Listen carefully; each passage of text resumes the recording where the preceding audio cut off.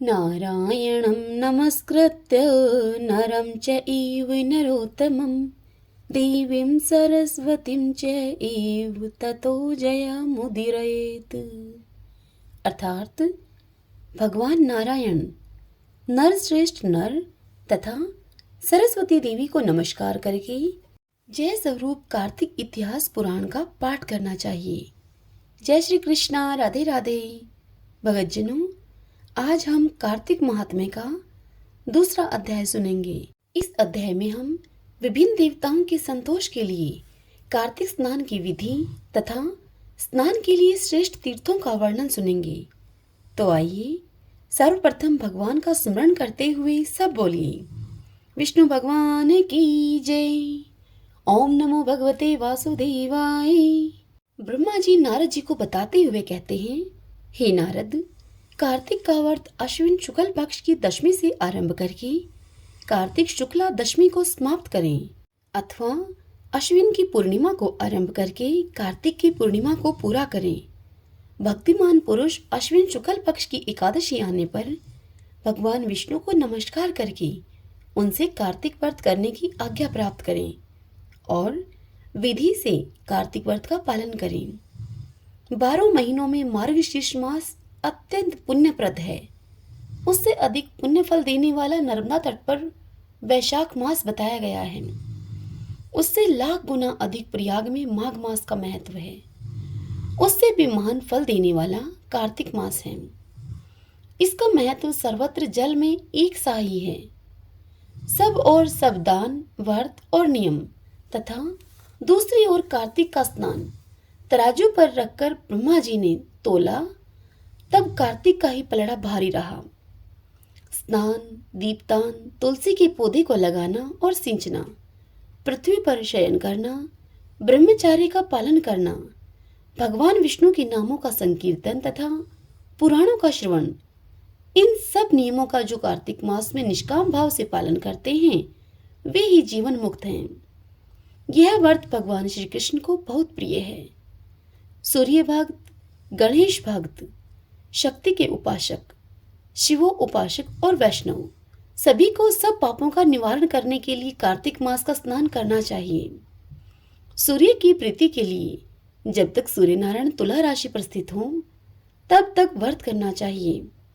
अश्विन की पूर्णिमा से लेकर कार्तिक की पूर्णिमा तक भगवान शंकर की प्रसन्नता के लिए स्नान करना चाहिए। दिव्य पक्ष अर्थात अश्विन शुक्ल पक्ष की प्रतिपदा से लेकर कार्तिक कृष्ण पक्ष की चतुर्थी की महारात्रि के आने तक भगवती दुर्गा की प्रसन्नता के लिए स्नान करना चाहिए। गणेश जी की प्रसन्नता के लिए अश्विन कृष्ण चतुर्थी से लेकर कार्तिक कृष्ण चतुर्थी तक नियम पूर्वक स्नान करना चाहिए।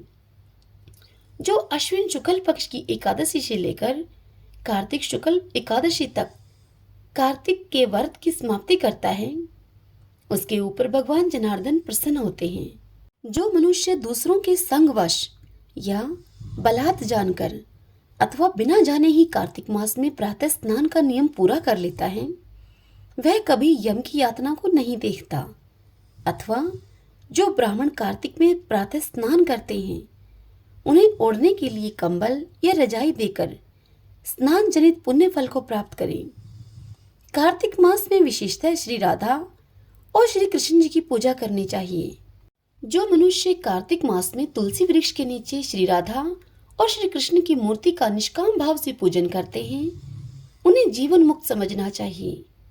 हजारों पापों से युक्त मनुष्य ही क्यों न हो, वह कार्तिक मास का व्रत धारण करके अवश्य ही पाप मुक्त हो जाता है। तुलसी के अभाव में आंवले के नीचे पूजा करनी चाहिए। मुख्य पूजा की विधि सूर्यमंडल में करनी चाहिए, अर्थात सूर्यमंडल की ओर देखकर सूर्य रूपी नारायण के लिए पूजनो उपचार समर्पित करना चाहिए। सब देवता अप्रत्यक्ष हैं, केवल ये भगवान सूर्य ही प्रत्यक्ष हैं। अन्य सब देवता काल के अधीन हैं, परंतु भगवान सूर्य काल के भी काल हैं। जो दरिद्र है वही दान का पात्र है।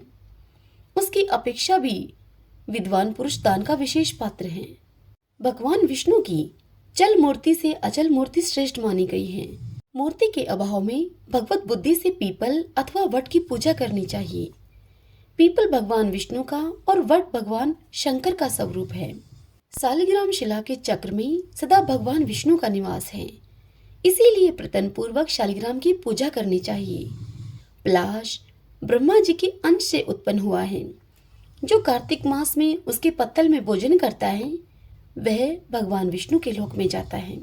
पीपल के रूप में साक्षात भगवान विष्णु विराजमान है, इसलिए कार्तिक में प्रतन पूर्वक उसका पूजन करना चाहिए।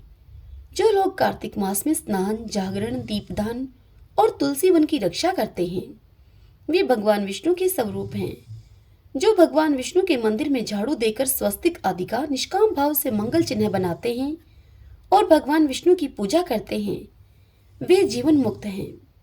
जब 2 घड़ी रात बाकी रहे तब तुलसी की मृत्तिका, वस्त्र और कलश लेकर जलाशय के समीप जाएं। तत्पश्चात पैर धोकर गंगा आदि नदियों तथा विष्णु और शिव आदि देवताओं का स्मरण करें। फिर नाभि के बराबर जल में खड़े होकर इस मंत्र को पढ़ें।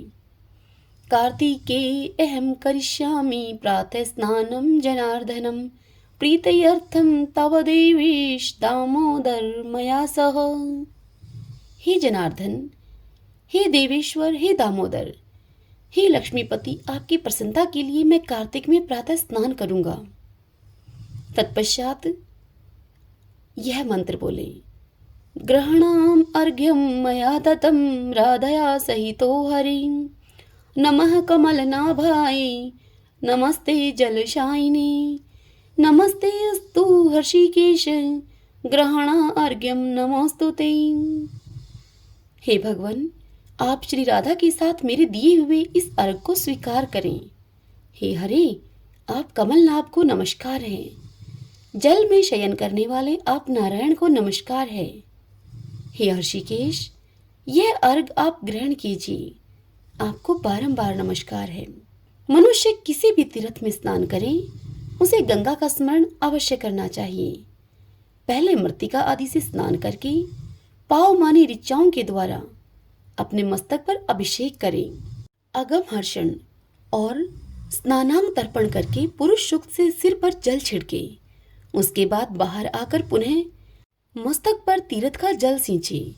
फिर हाथ से तुलसी लेकर 3 बार आचमन करके पानी से बाहर धोती निचोड़े। वस्त्र निचोड़ने के पश्चात तिलक आदि करें। कार्तिक में जहाँ कहीं भी प्रत्येक जलाशय के जल में स्नान करना चाहिए। गर्म जल की अपेक्षा ठंडे जल में स्नान करने से 10 गुना पुण्य होता है। उससे 100 गुना पुण्य बाहरी कुएं के जल में स्नान करने से होता है। उससे भी अधिक पुण्य बावड़ी और उससे भी अधिक पुण्य पोखरे में स्नान करने से मिलता है। उससे 10 गुना झरनों में और उससे भी अधिक पुण्य कार्तिक में नदी में स्नान करने से होता है। और उससे भी 10 गुना पुण्य तीर्थ स्थान में बताया गया है।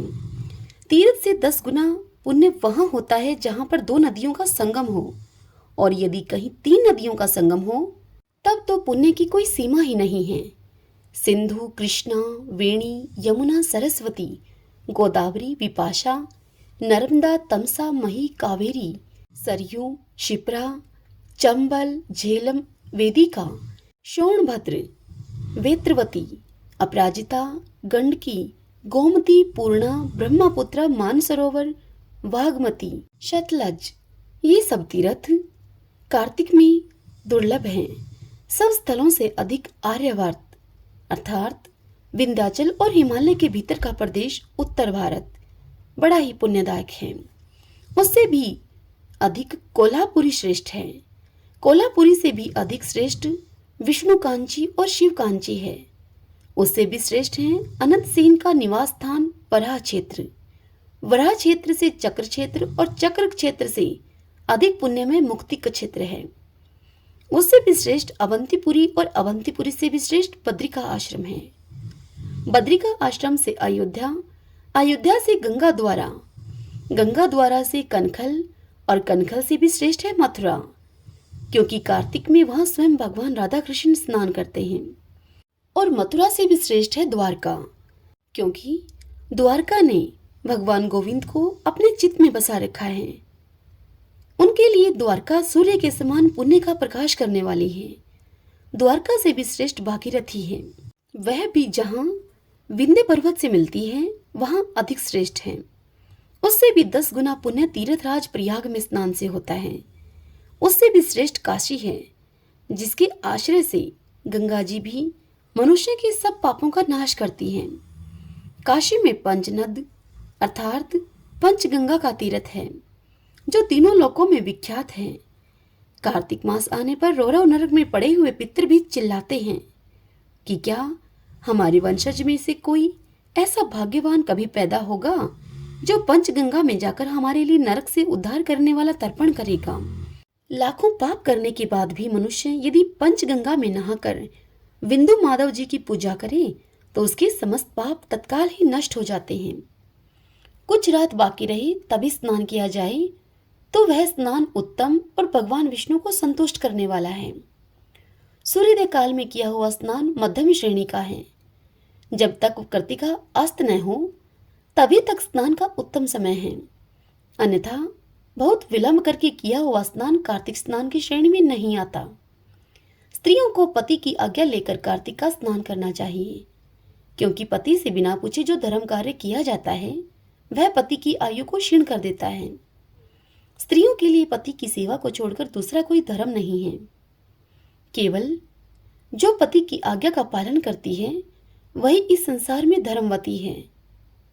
केवल व्रत आदि से धर्मवती नहीं होती।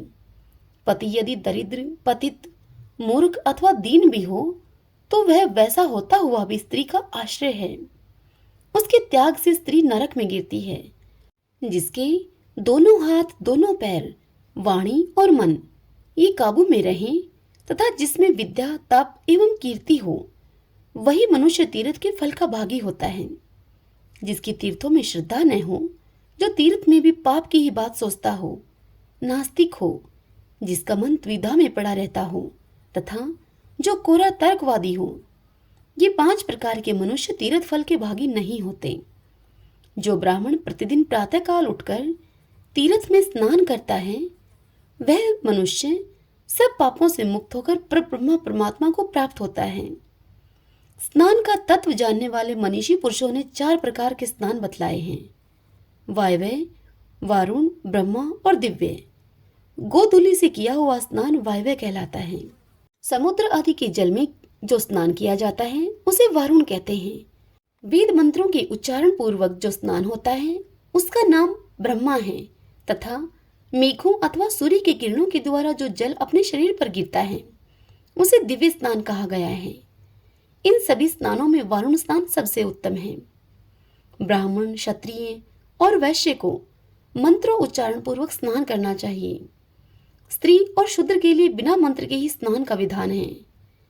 प्राचीन समय में श्रेष्ठ तीर्थ पुष्कर में जहाँ नंदा का संगम है, वहीं नंदा के कहने से राजा प्रबंजन कार्तिक मास में पुष्कर स्नान करके व्याघ्र योनि से मुक्त हुए थे और नंदा भी कार्तिक में पुष्कर का स्पर्श पाकर परम धाम को प्राप्त हुई थी।